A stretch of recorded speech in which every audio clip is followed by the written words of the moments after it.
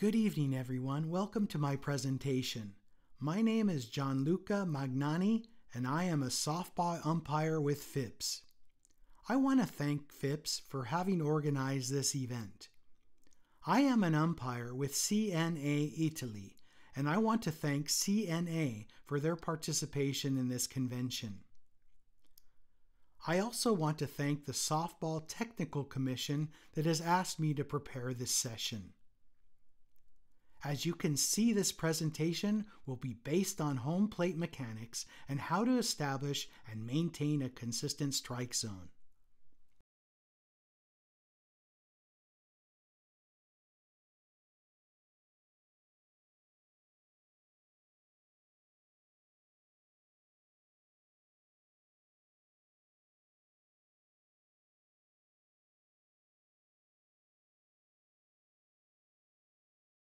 Let us begin with our work. The first question to answer: why are we speaking about the strike zone again? The strike zone has been spoken about many times. We are here speaking about it because I believe it's the most important part of umpiring. Everything done on the field is important, but nothing more so than home plate and strike zone management. This is because it is always under the scope of analysis from every player, coach, spectator, and fellow umpire. Each pitch of each game must be judged, and therefore every moment of the game, the home plate umpire is under scrutiny. As such, we will speak about the importance of the strike zone again.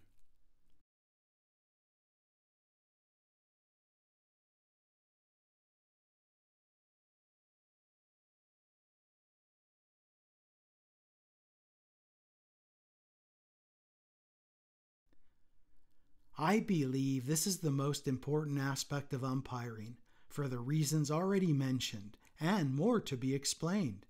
In my opinion, at least 75% of the game takes place at home plate, and as such, the management of the strike zone is critical.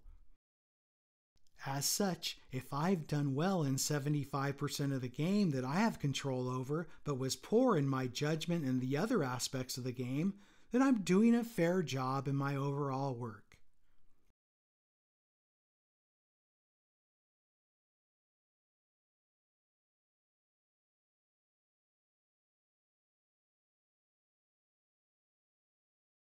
Keeping a good strike zone does not impact this area of the game only. This gives you the opportunity to do better in all aspects of the game, generally speaking.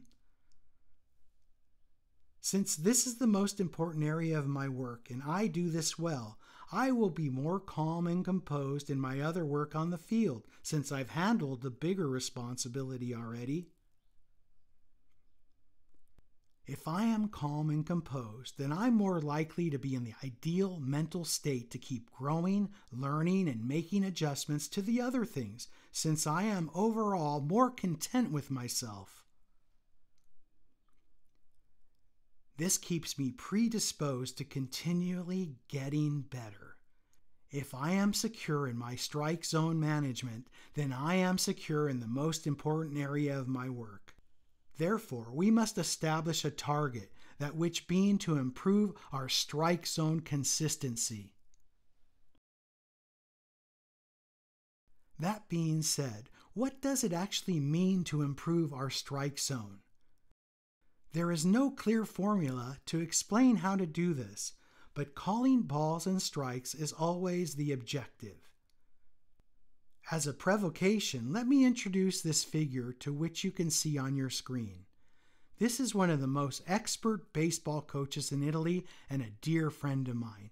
We call him Professor Sandro Rizzi because he always makes important claims and has an interesting way of supporting his theories. One of these is his knob theory. Professor Sandro Rizzi once said, if you use the knob of your bat to get base hits, you've achieved your goal as a hitter. If there's not something broken, then there's no need to fix it. However, it may be difficult to repeat. We can relate this to the umpire's bottom line goal, calling balls and strikes. It is that simple, and we each have our own way of doing this. Some of us chase perfection as a goal, but this does not work for everyone. We want to be more aware of the process taken going into achieving the results desired. Relating back to Professor Sandro Rizzi, hitting the ball with the knob of the bat and getting base hits is not easy to repeat. It does not become a feasible approach. As such, if not successful every time, it becomes clear that you need to hit the books and reflect on your approach. Relating this to umpires, if you're not consistent with your approach and are not able to be consistent with your strike zone, then you need to ask for the help and study those who can do this.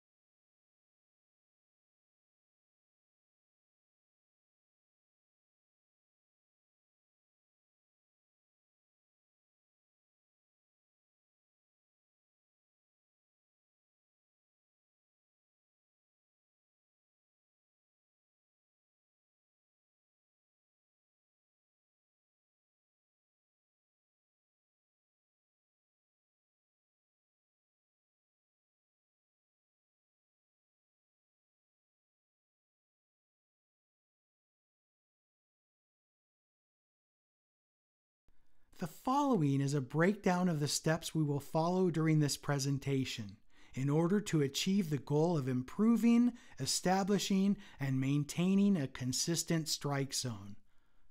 Above all, you need to be ready for the first pitch. Next, you must be able to step into the stance consistently. The slot is imperative to understand, and looking for ways to improve on already existing abilities. Next, moving to the down position will be examined. This is followed by tracking the pitch, which if done correctly gives you a great advantage in establishing the desired strike zone. Finally, timing and rhythm will be spoken about.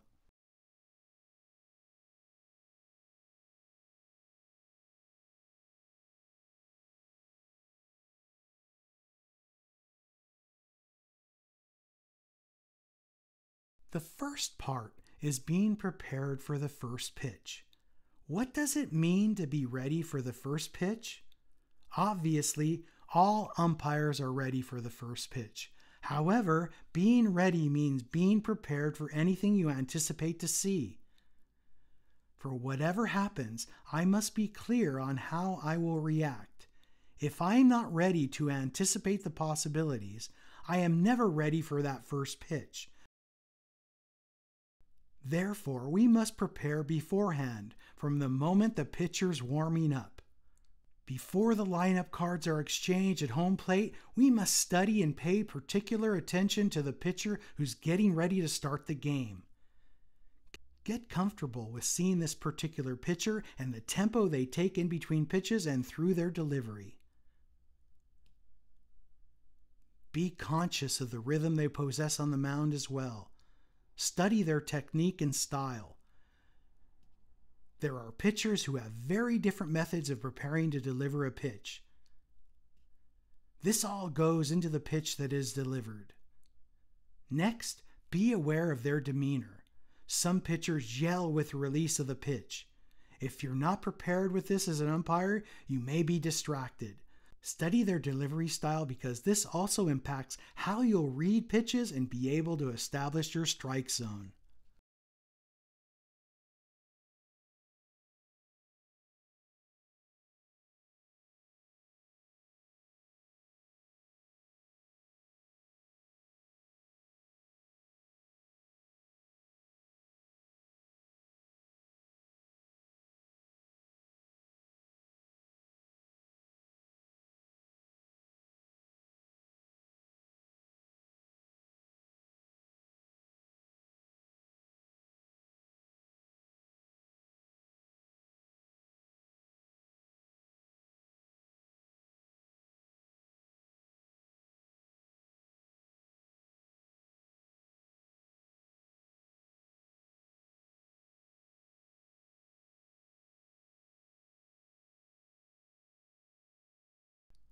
Next, we'll have to assume the task of preparing ourselves as umpires after the pitcher's warm-up. These warm-up pitches serve many purposes and can be of great use to the umpire's knowledge. After that, we can also look to the other areas of the field and other participants of the game to help us prepare. The first aspect is footwork. Does the catcher move a lot in a particular direction? Or do they make only basic movements? This directly impacts our space and as such, work at home plate. Next, we must be aware of our own balance as umpires as related to the pitcher and catcher's tempo and movements. The position of our bodies is important to understand as well. We might have great footwork and balance, but lack in the positioning of the rest of our body. This is important to take note of and make improvements to. A pitcher's warm-up pitches serve as warm-up for us as well. The goal is to be prepared as possible before that first pitch is thrown. Understanding if the pitcher works off his or her velocity, throws a lot of break-in pitches, or anything else worth noting helps us minimize the potential surprises for when the game begins. In summary, the first 5 warm-up pitches not only help us start to establish the strike zone, but also our own body and mind preparedness going into the game.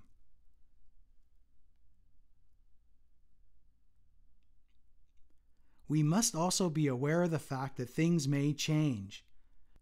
A pitcher may not always showcase his or her full repertoire before the game. That being said, they cannot make drastic changes to their mechanics. Therefore, these 5 warm-up pitches are of great value to our preparation. This makes us more prepared to begin our work.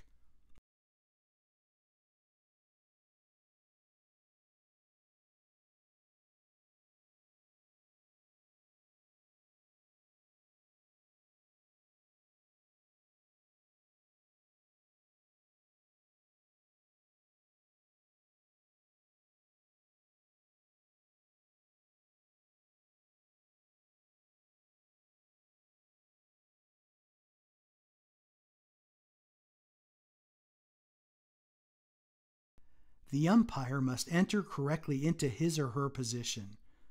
It sounds simple, but in reality, it's not quite so simple. Stepping into the stance means putting yourself figuratively and literally in a position to succeed as an umpire. How do you enter into the stance? There is no standard method that determines whether you do this correctly or not. Experience has led me to state that entering into the stance 1 foot at a time is the ideal way to proceed. This is because you generate momentum as you move into the stance. Before doing this, you must establish which foot goes where based on the hitter and the catcher's positioning. Put very simply, the first foot goes behind the catcher with the other towards the hitter. I have not given specific measurements of where the foot goes precisely. For now, all I want to say is that 1 foot goes behind the catcher while the other goes alongside the hitter. Once you've put your feet in the general position desired, take little steps in a way to adjust yourself and build a level of comfort with your position. The goal is to find and establish balance. The foot lined up with the hitter must be more firmly planted than the foot behind the back of the catcher. This is because at the end of our entrance, our foot movement must be from heel to toe. The foot lined up with the hitter must be balanced in relation to the foot placed behind the catcher and slightly ahead. Why is this? The goal is to create a small rotation in our upper body. If both feet are parallel, our torso does not rotate. With 1 foot slightly ahead of the other, we allow our upper body to be more free to move. This does not mean 1 foot is slightly ahead of the other, but only slightly, giving us more flexibility with our upper body and overall fluidity. It can be said that this placement helps guide us towards the upper and external part of the plate. Putting ourselves into this position gives us a better vantage point of the strike zone and also allows more flexibility should adjustments need to be made later. This is what is needed to efficiently enter into the slot position, which we will speak about later. We are yet to call balls and strikes and have already done many things to put us into a better position to succeed.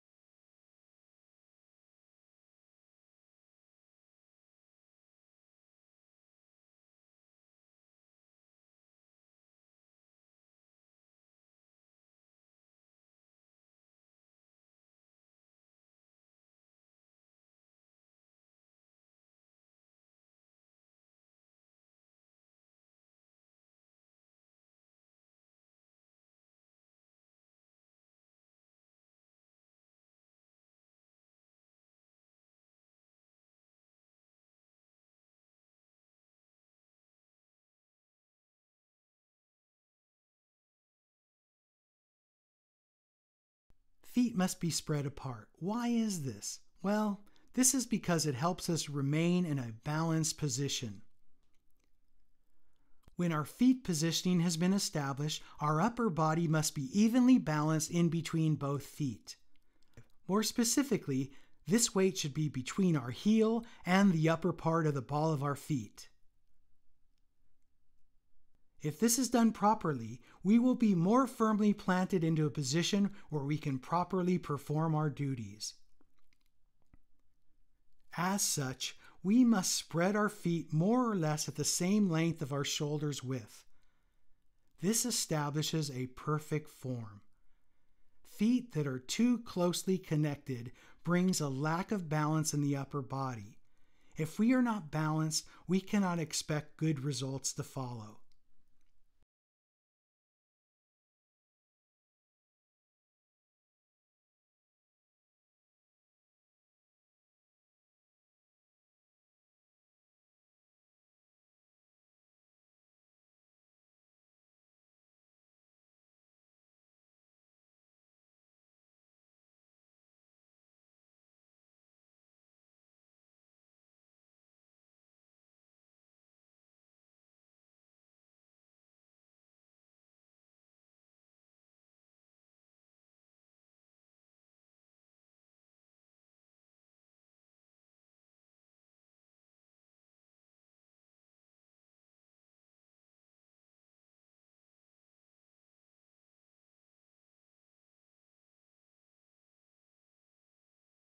I must return to clarify something said earlier. Feet positioning is not the same for everyone. We cannot say that the right foot goes exactly in this place while the left foot goes there. An umpire who is 1.6 meters tall would have to establish different feet positioning than an umpire who is 1.95 meters tall because the distance required to establish balance would change.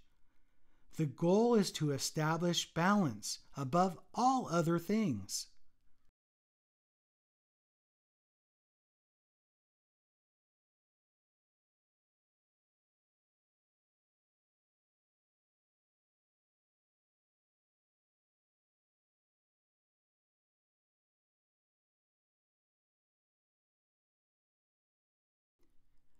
When is the right time to enter into this position? The standard time would be when the pitcher takes the rubber. When he or she takes the rubber, we step into our stance. We take the necessary steps to put ourselves into a position to see and establish the strike zone at this time. When the pitcher starts his or her delivery, this signals our time to lower into our next position. When lowering yourself, nothing changes in regard to everything we already spoke about up until this point in the presentation.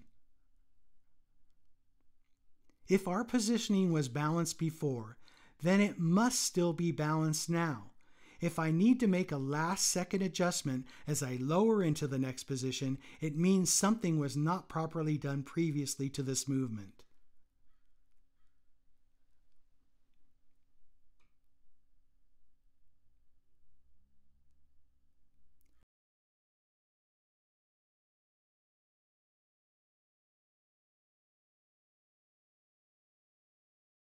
This means we are now ready for the next step. We must be prepared to control our body even as we lower into the slot.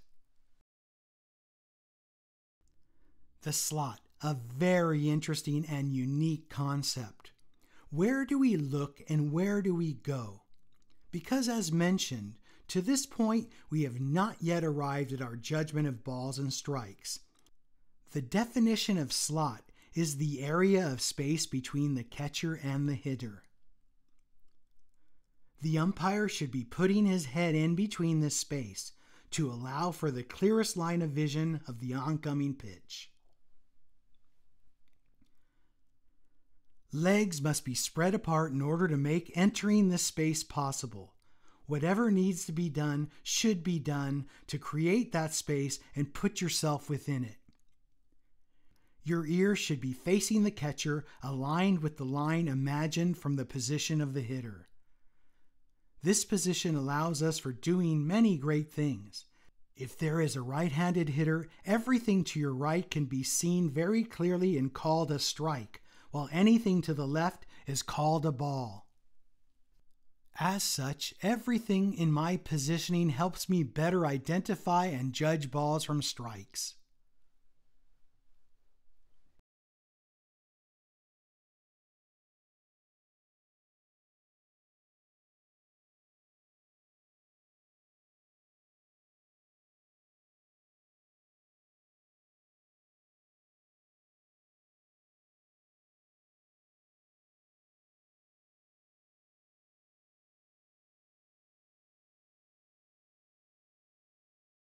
Putting yourself in this position allows for making judgment between balls and strikes much easier.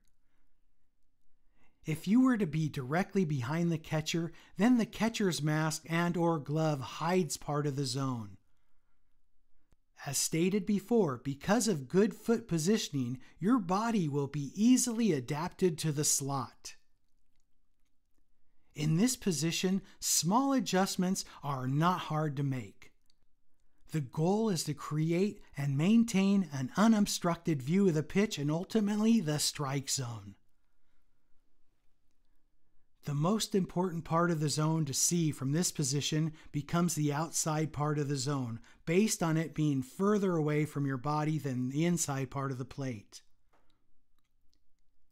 In order to see this outer half, we must maintain a view that is completely unobstructed.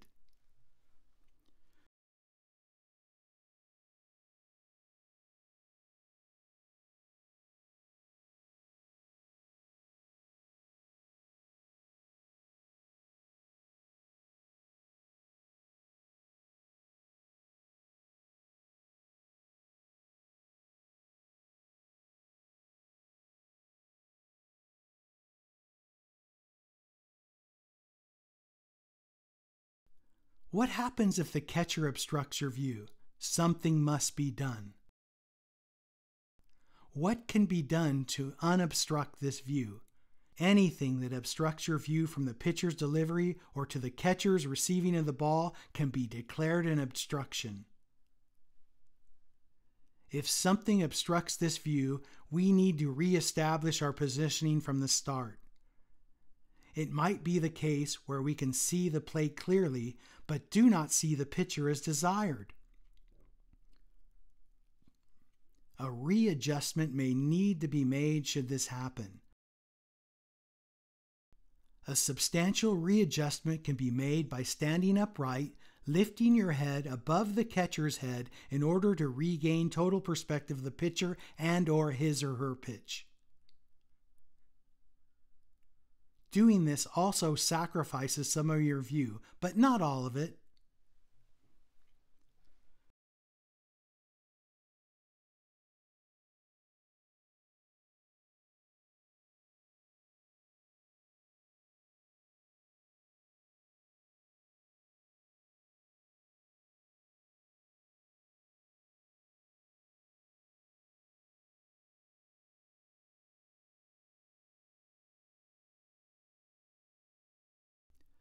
What happens if the catcher blocks your line of sight too often?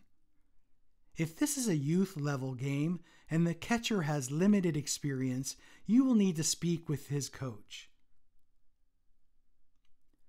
The higher in level you umpire, the riskier it becomes to tell the catcher that he or she is blocking your view. You do not want to put the catcher in a position where he believes he has an advantage over you, nor to jeopardize your authority and the player's belief in your ability to call the game.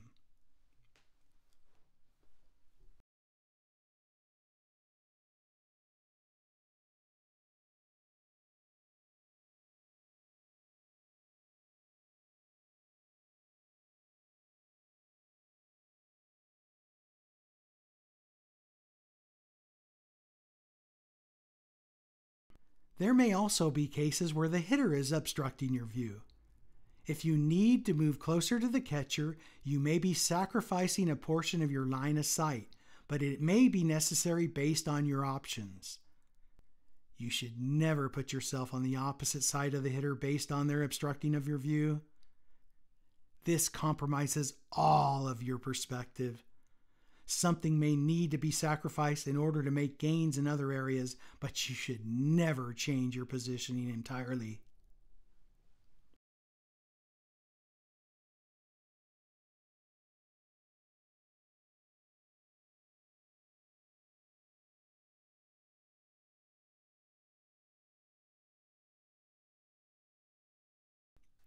As you can see on your screen, this is a decent example of the view from the slot.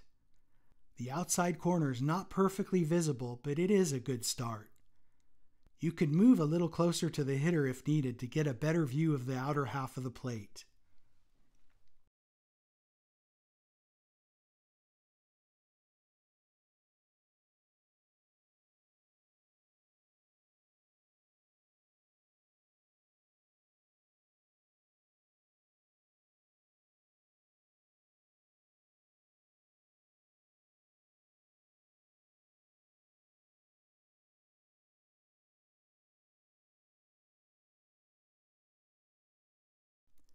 How do you get into the down position? We know where we want to go, from high to low. This movement is smooth, light, and easy. Making this move can be done while simultaneously achieving other objectives. All of these things can be done well and together to create that smoothness.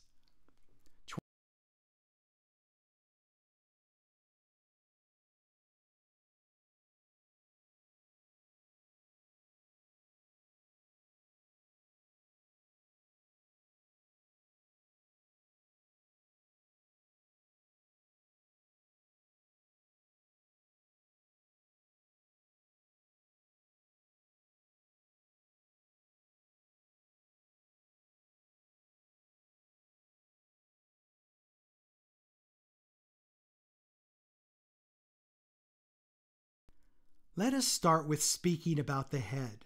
Our head must always remain along the plane of the plate. If we are parallel, like I currently am, to the camera, then our head must also remain in that same position. Lower the body with respect to home plate's position. We must avoid bending our head at all costs because this will alter our view and change our perspective of the pitch. Avoid going into a position where we are jeopardizing our ability to call balls and strikes.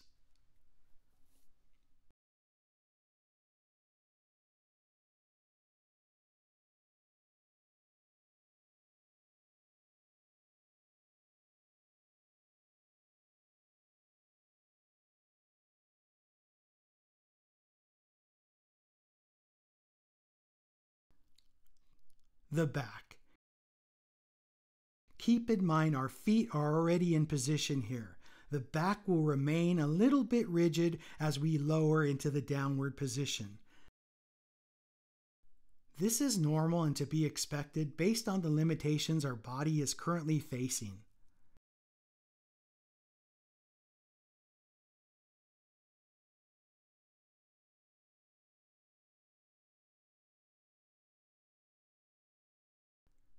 This is normal and to be expected based on the limitations our body is currently facing.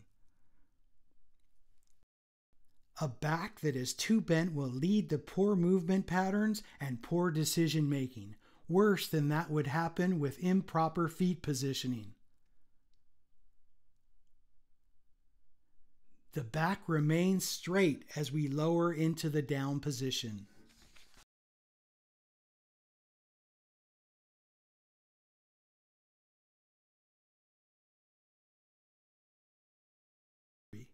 The legs. The legs are the only part of the body that should be allowing you to move into this downward position. As such, if you're lowering yourself with another part of your body besides the legs, then you know that you're doing something incorrectly. This means you're moving the upper body to your disadvantage because it will change your perception of the pitch and your ability to affirm the location of the strike zone. The knees. The knees bend. A small piece of advice. If your knees hurt after a game, it means something was off. The legs and back are that which should take most of the physical toll after a game, not the knees.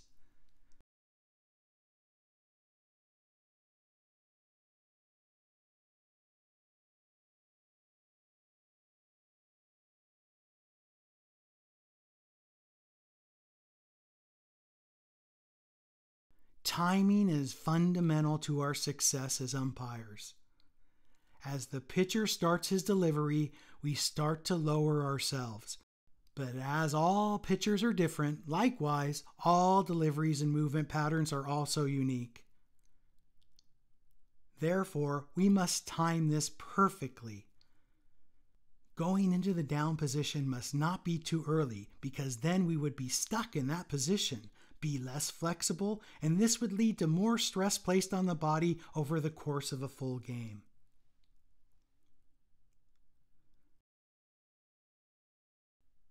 Obviously, we should also avoid going down too late. This would take away from a partial view of the pitch. We would also want to avoid being stuck and too rigid at any point in the pitcher's delivery. Finding that balance is key.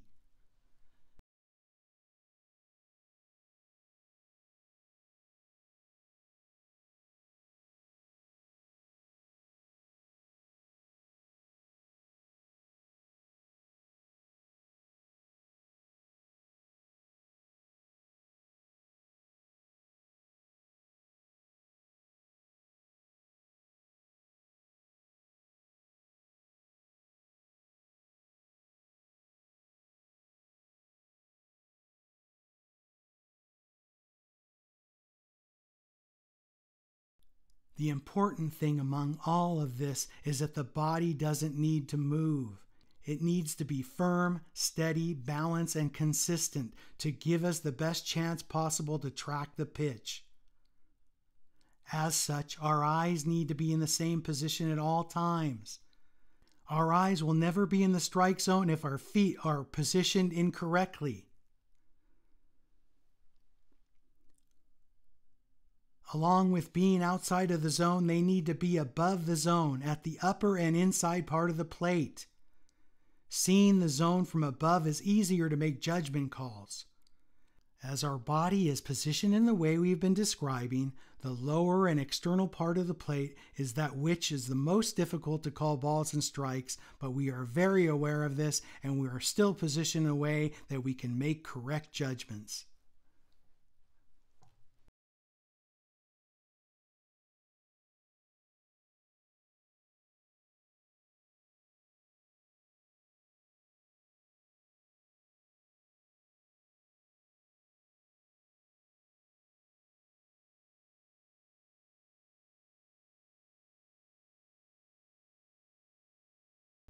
Obviously, if a pitch is to our right and not too low or outside, we know it's a strike based on our positioning.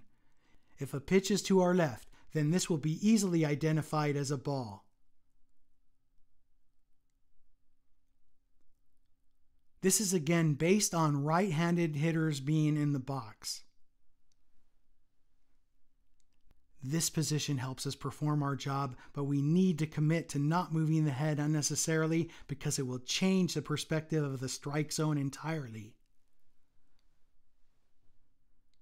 Poor feet positioning could lead to making late and improper movements with the back and similarly lead to poor calls.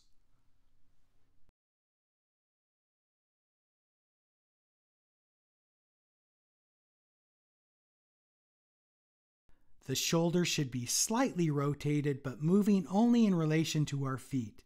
Do not keep them too far back and balanced in position in relation to the rest of the body.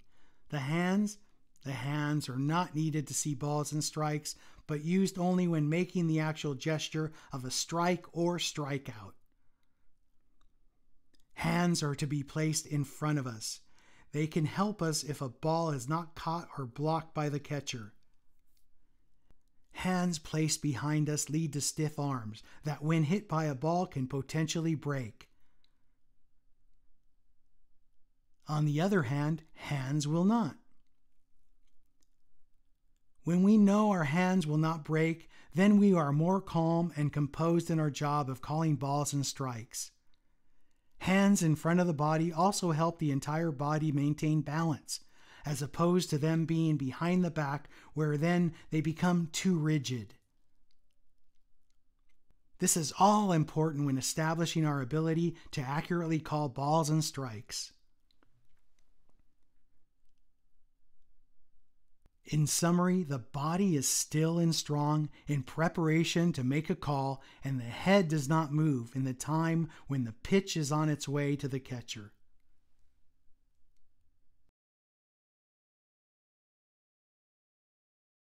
This leads us to tracking the pitch. This is the aspect of calling balls and strikes that we can use to improve our overall ability as umpires. As you can see in this picture, this umpire is in a good position to see the pitch, but we are not as interested in this particular image. Tracking the ball and being in a good position to do so is a critical aspect of umpiring. The pitch is tracked starting from the pitcher's hip all the way to the strike zone when it makes contact with the catcher's glove.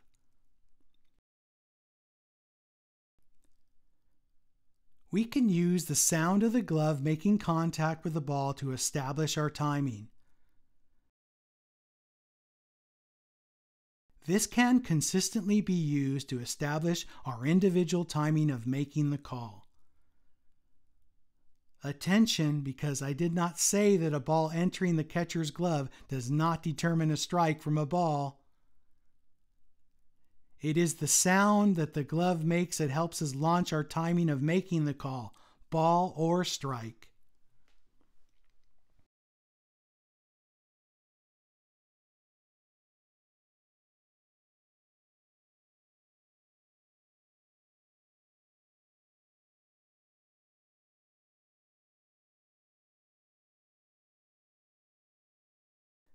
We track the ball with our eyes, but never enter the zone. Our nose points toward the ball, and at the last moment, when the ball arrives in the catcher's glove, the head makes a slight rotational movement towards the catcher. We are obligated to stay present, aware, and precise with locating the pitch. Our eyes do not move and remain intensely focused. There are two advantages here: tracking the ball well from our position, and then using the glove sound as a start for our timing of the call.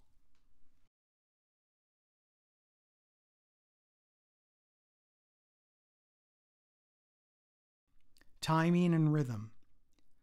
An umpire needs to bring his or her specific timing and rhythm to each game. Timing needs to be used to our advantage and never forced. We must establish the pace from the start.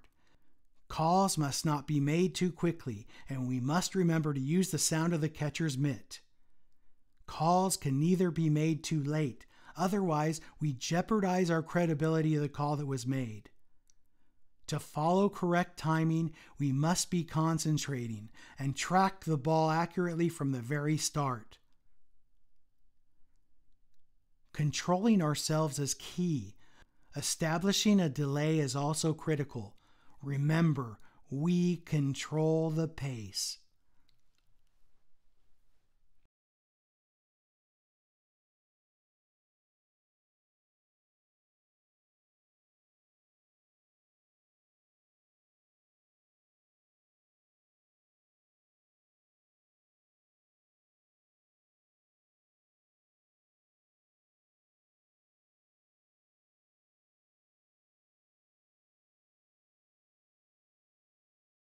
How to correct yourself when necessary.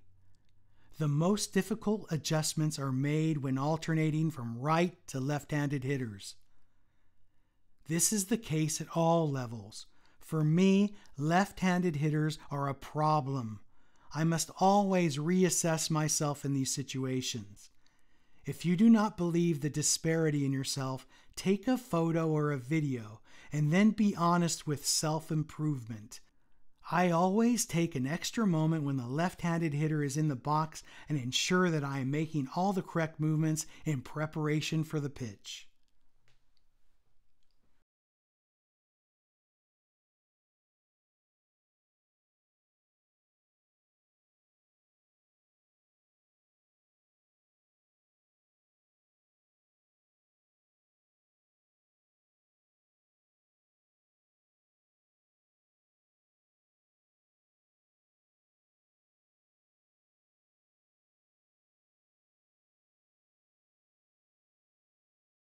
The knees.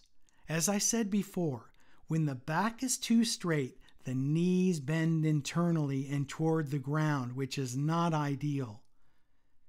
Knees in their correct position must be pointed externally.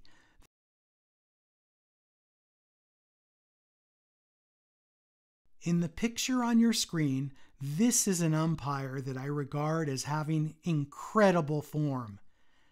Knees are not bent internally but externally. Back is straight but not too rigid, and head is in the correct place as mentioned earlier. To get to this point, you need to practice. You need to work your legs and back and keep them strong, because those are the tools that bring you up and down.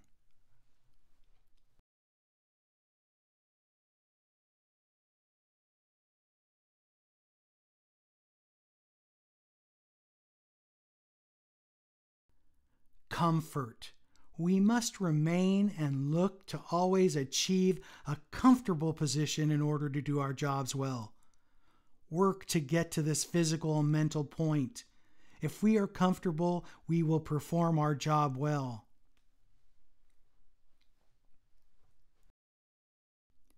If things are not going as desired, be sure to make time to reset after the game.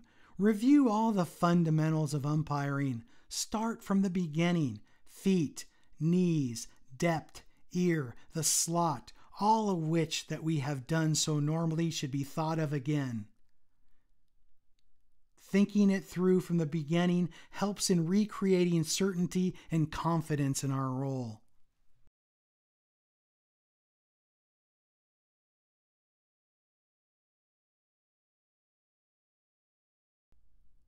The most important thing is to understand yourself. To get better, we need to be honest. If an umpire says after a game, "Today I only missed 1 or 2 calls," not only did the umpire miss the calls, but he also failed in his post-game reflection. Let us look at umpires in Major League Baseball.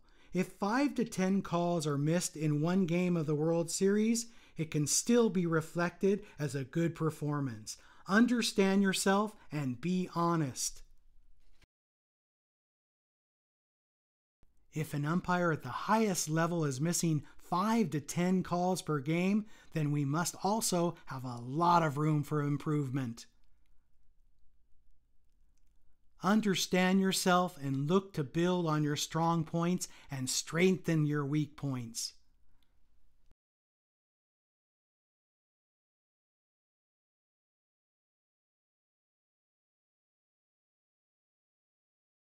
In conclusion, never stop learning. No one has ever reached the very highest level of their potential. Never stop your development and always look for new ways to get better. Improving yourself is a challenge. If you accept this role as an umpire, then you must also accept the challenge of finding new ways to get better at the job. Appreciate those who challenge you. These can be your coaches, colleagues, and players on or off the field. I thank everyone who has helped me in my own personal development and in my work to establish my strike zone. I want to thank all those who knew what I was working toward in my work on the field.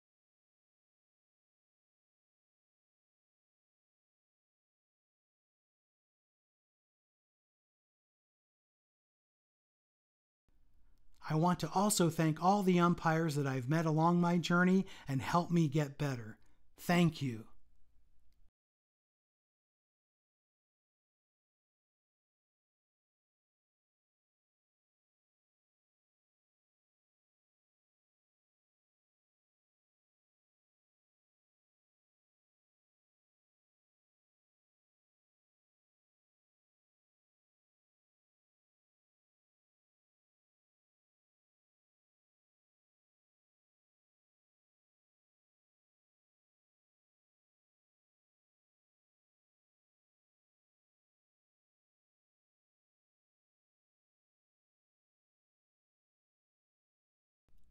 Thank you all for your participation, and as I advised you before, get better every day.